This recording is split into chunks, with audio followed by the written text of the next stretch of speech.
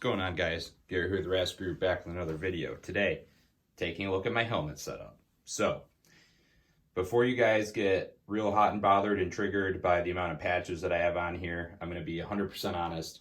This is a recreational helmet setup. I do not use a helmet professionally. I don't use one at work, at least not yet. If I did, this would be a much different setup, kind of a lot of different criteria going into it. And with that being said, we're going to dive into it. If you guys have any suggestions for me, please leave them down in the comments. If you guys absolutely hate this, I'm sorry. I don't really feel that bad because, like I said, this is just a recreational setup, just for having fun right now. I'm still learning, still growing, and we'll see what the end result is after I test out some different things. So, this is a Team Wendy Bump Helmet. I bought it used from a buddy for like $200 2 or 3 years ago. Like I said, if I was using this professionally, I would definitely advocate and run a ballistic helmet.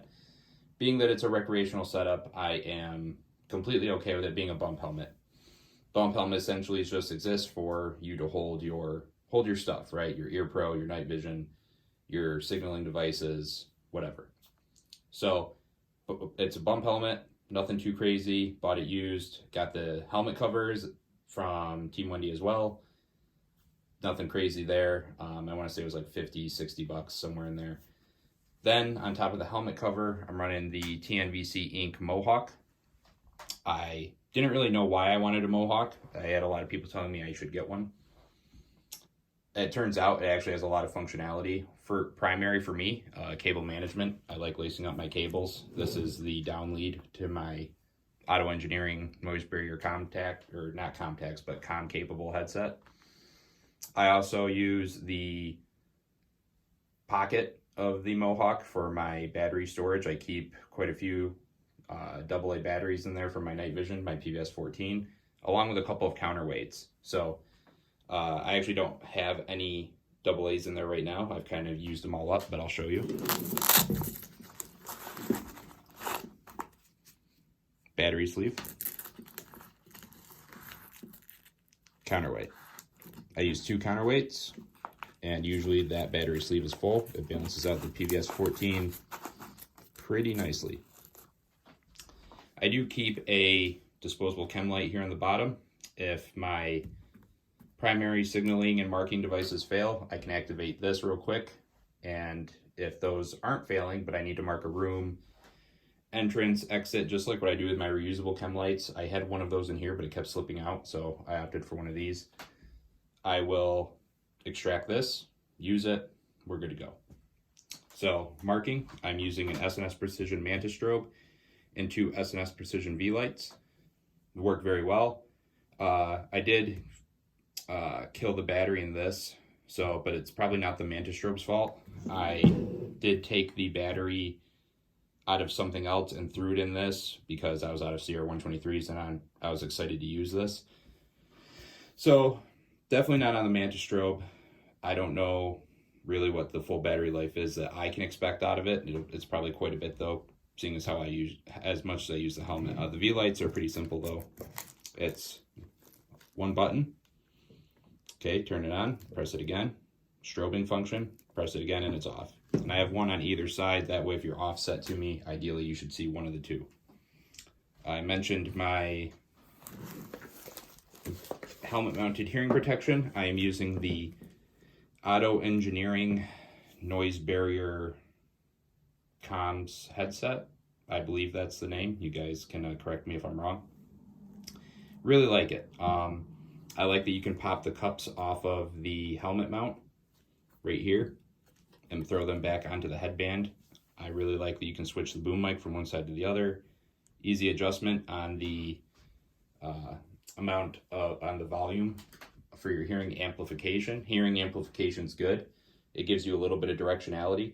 Also, the noise cancellation is pretty solid. I will say that if you are using these on a helmet and using a rifle, I found that sometimes the pop in, pop out feature, so like these right here on the helmet mount will pop out and then, there we go, pop back in. So if depending on how you're shouldering your rifle or running your rifle, probably want to run a set of in-ear protection underneath these. But overall, I really like them. You can get these at Brownells. Use code BOP10, Bravo, Oscar, Papa 10. Save yourself 10%. They are a little pricey, so any little bit helps. My task light is a Streamlight Sidewinder. A lot of people weren't really big fans of me getting this. A lot of people recommended Princeton Tech or some other options. So far, I like this. It's completely articulating.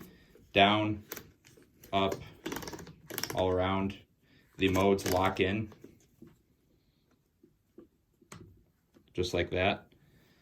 I like it. It gives me white, IR, red, and blue.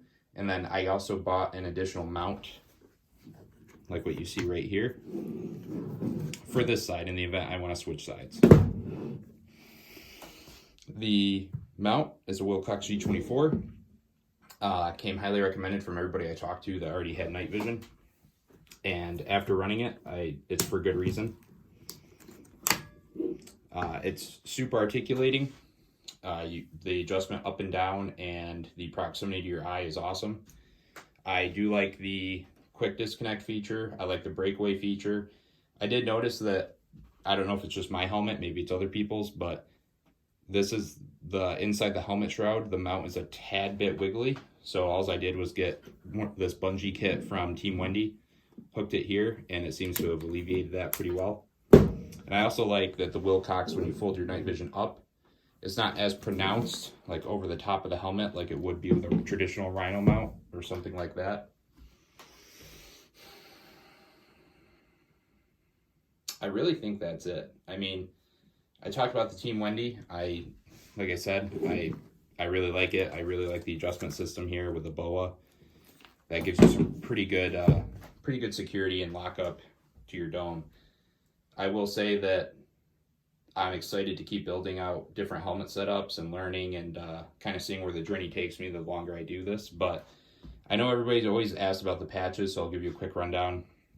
Got Project Monarch, Uncana CBD oil, Rook Group, Privateer Group, Lox and Company, Team Wendy patch, came with a helmet.